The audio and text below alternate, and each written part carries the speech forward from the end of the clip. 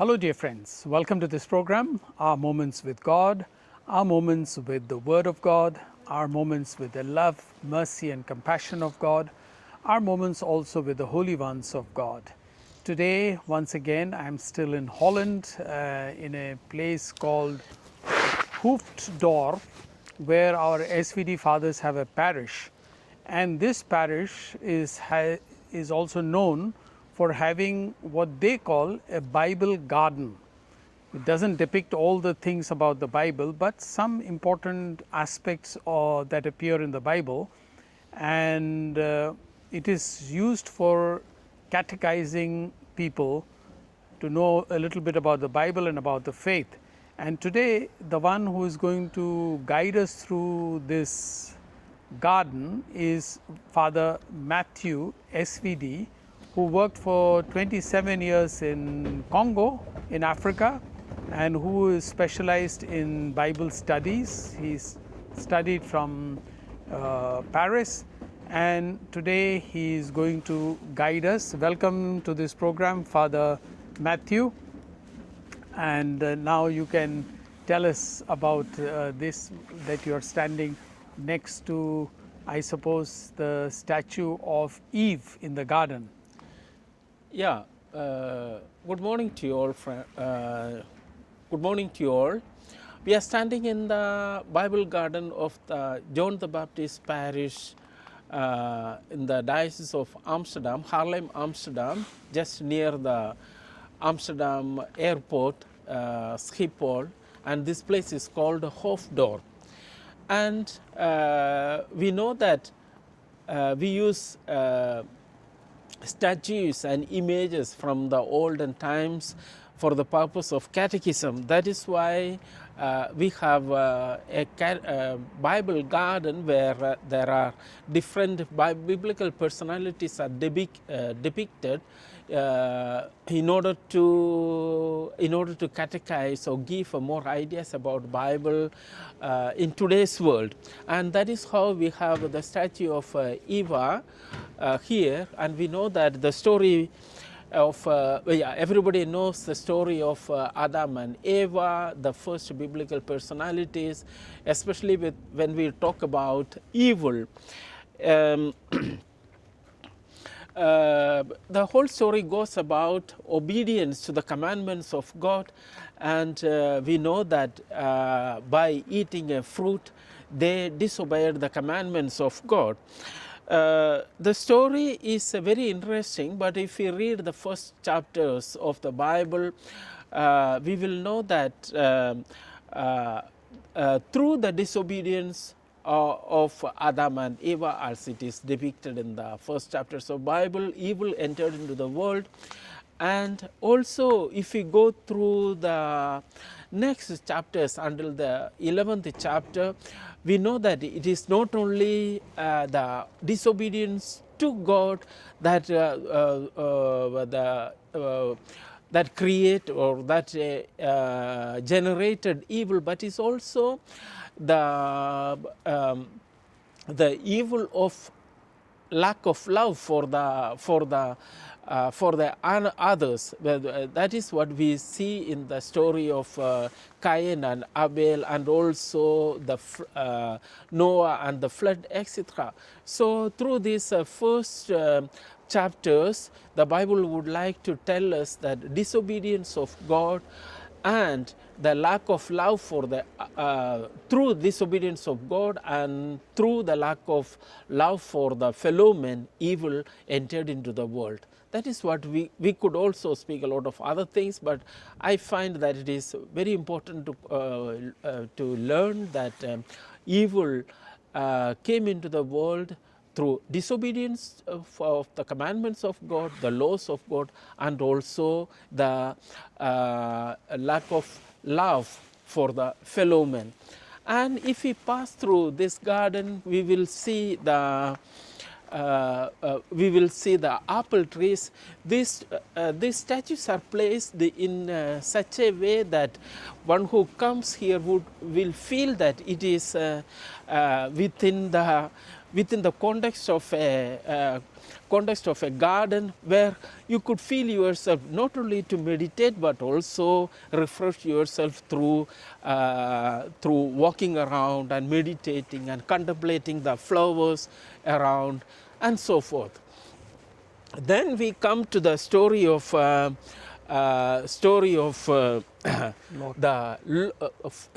woman who looked back. We know that we see that story, we read that story in the book of Genesis chapter 19, and everybody knows that story, that she didn't want to leave her past.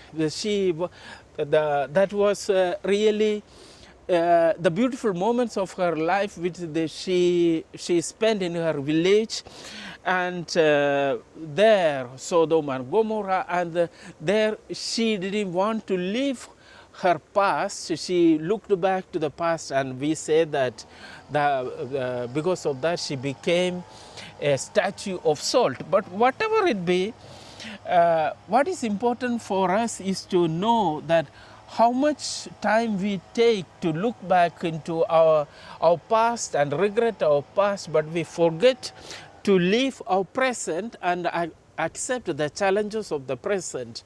And I think this statue of the woman, the wife of Lot, tells us also to commit ourselves to the present times.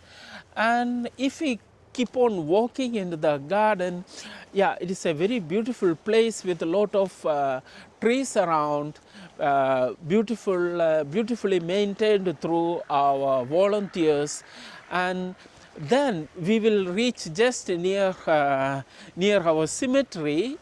It is a very beautifully maintained cemetery through our volunteers, and it's mostly our parishioners who are buried here. And near the cemetery, we have again a statue of Mary and Jesus, but a statue that is presented in a different way. We can see the sad face of Mary carrying a child. That is also, if you look at the face of Jesus, it's also a sad Jesus. So it represents the suffering of a mother to take care of her children. In the modern world, we hear a lot of stories about suffering mothers who have to really work hard to take care of children. So Mary also, as a mother, surely she had suffered because of Jesus as a child, but not only that, she represents also all the mothers of the world today who commit herself to take care of their children. And then we have a beautiful cemetery here, and the persons who are buried here are all our parishioners, and we know that this parish exists since 150 years and is one of the oldest parishes in the Haarlemmer gemeente, we say. So a lot of people are buried here, but they are all very well taken care of. People come, their family members come in very often to lay flowers and clean it up and plant not plant trees, but plant small plants, and thus it remains always beautiful. And there, then we reach again by the side of another famous statue, a story of Abraham and Isaac. We know the story that Abraham had to sacrifice his son Isaac, and we read it in the book of Genesis chapter 22. And Abraham, after having tied the hands of his son, he is giving the last kiss, the love of a father for his son. And we know that he got this son after much prayer and much sacrifice, much pains.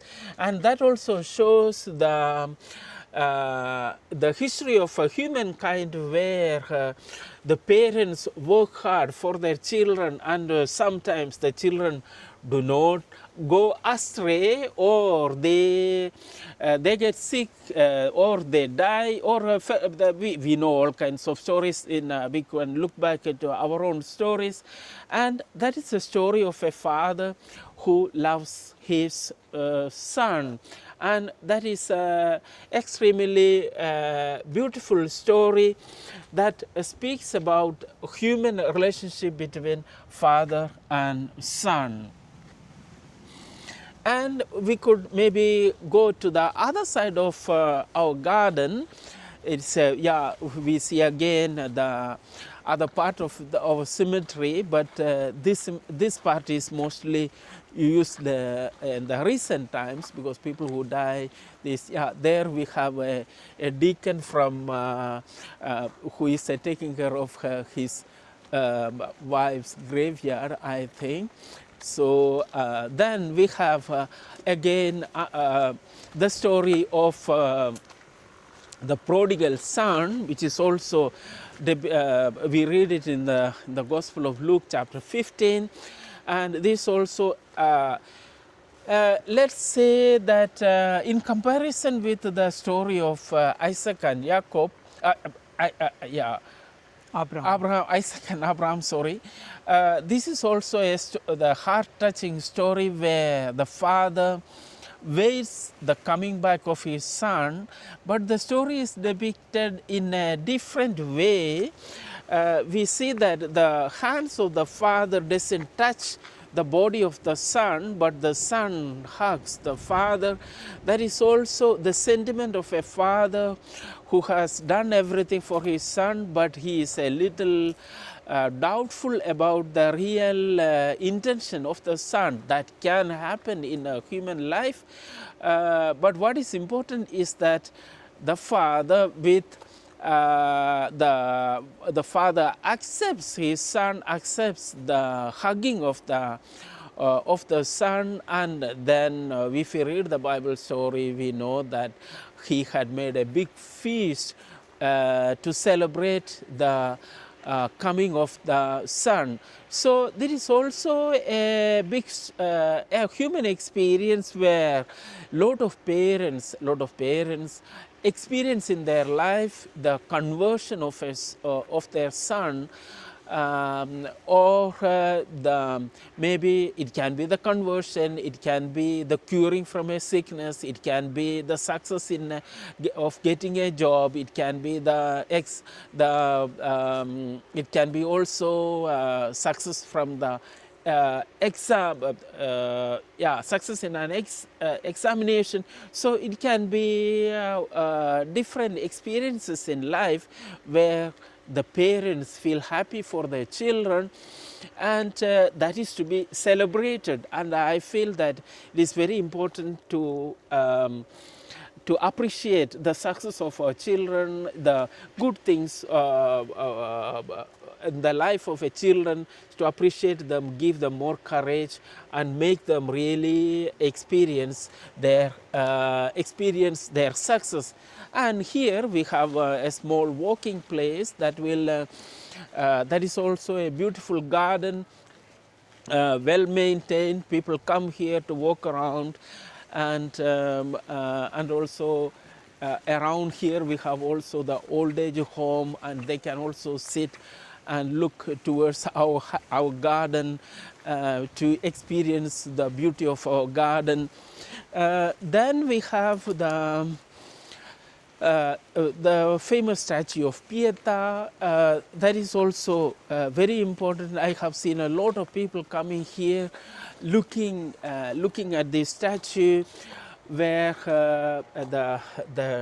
the dead body of Jesus lies in the hands of Mary, his mother. Yeah, it happens around in the lives of all of us. Death is a very painful moment in our life.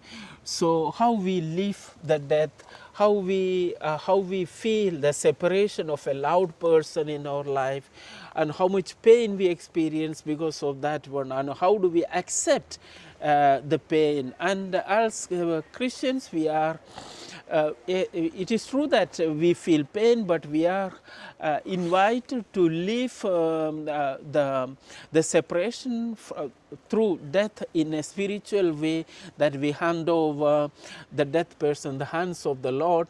And that is also now Mary, Jesus in the hands of his mother, but finally she will give him up in the hands of his father, and there we know the story that he will rise again. So that also shows that death is not the end of everything in life, but it is a painful passage from one life to the other. Then we can again walk through the other side of our garden, where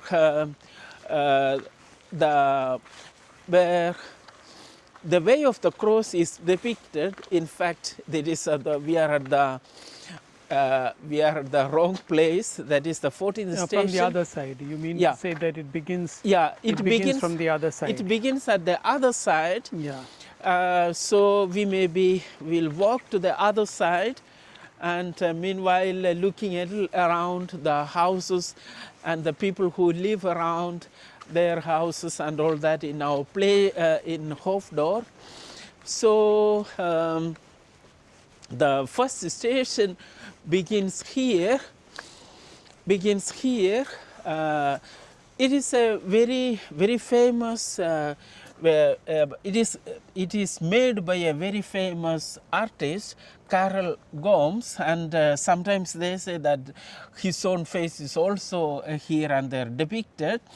So if we study every statue, every statue has got its own characteristics. And Jesus is presented as a person who accepts the suffering and death freely, and that and without complaint. So the face of Jesus is very calm, and he goes through the suffering in a very calm way, accepting what he must, accepting his life, the plan of his father for the humanity. So that is the calm face of Jesus, and also the different moments of his falling. Moments to his walking towards or carrying of the cross. Here is the first station where he is falling down on the ground, but he is supporting himself because he refuses to fall down. And then here he encounters his mother. And also it is very interesting how the two faces come together with a very deep feeling of love and concern. But Jesus, she cannot keep back Jesus. Jesus has to go on for his mission. And then he is on his way. He is helped by Simon, and well, that is also very important, that we accept the help of others on our way forward.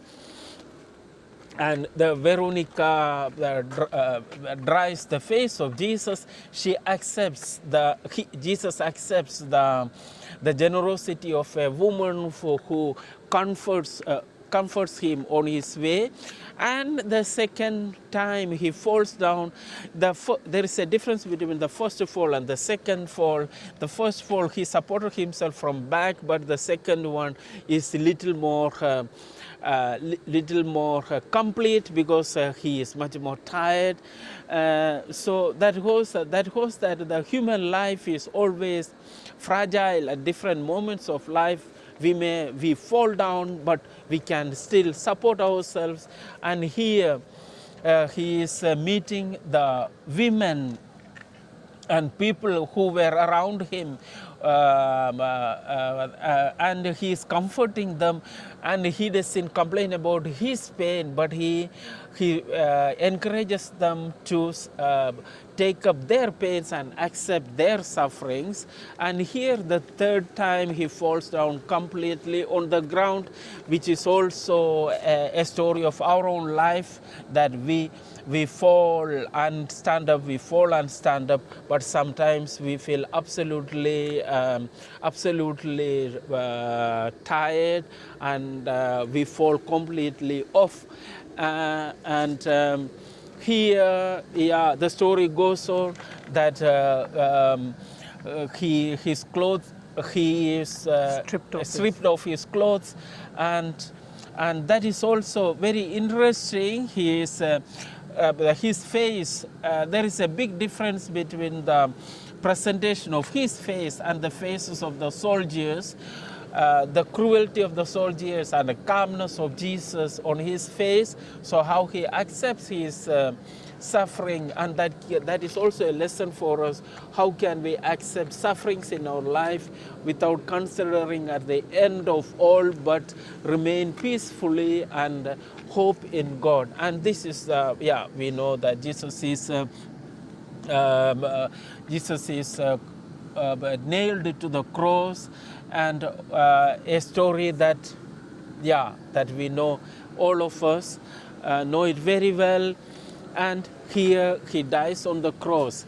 And it is interesting, if we look at the statues and the face of all the statues, Jesus still remains very calm, but the people who were around him, especially, are all they have very different facial expressions that shows the different way of reacting towards the suffering of human beings. It is true that all of us do not react on the same way, but they maybe they must be a bit hopeless, without hope. Without hope, but they keep on trusting in God. And this is, once again, his body is lowered and it will be buried in the tomb.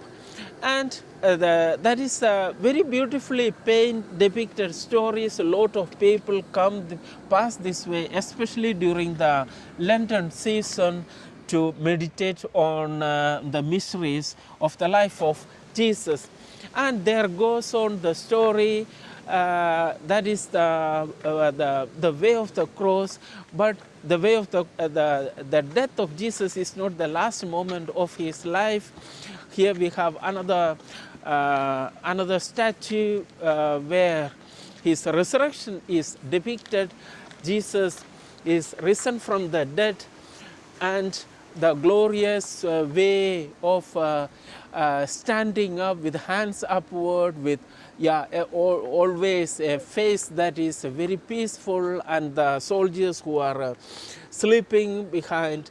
That means a world that condemned him and put him to death is ignorant of what is happening, but Jesus is risen from the dead.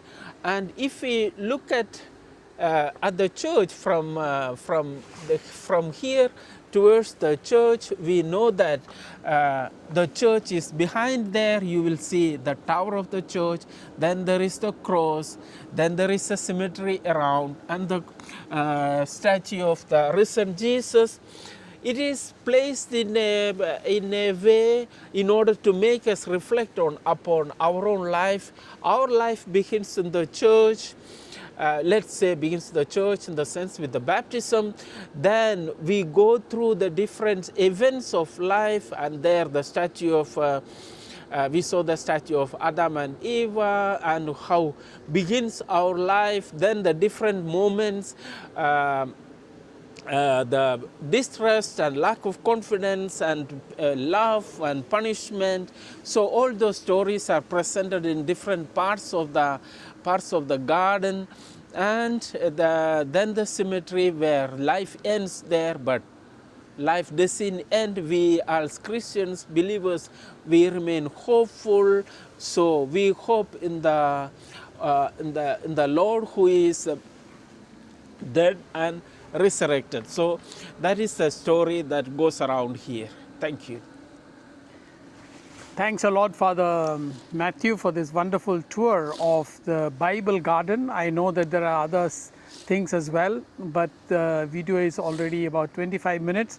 So, my dear audiences and viewers of this channel, our Moments with God, I'm sure you will have enjoyed this tour and can go back to listen to Father's commentary again and again and meditate on what he said. I thank you once again, Father Matthew, for this. Thank you very wonderful. much. Thank you.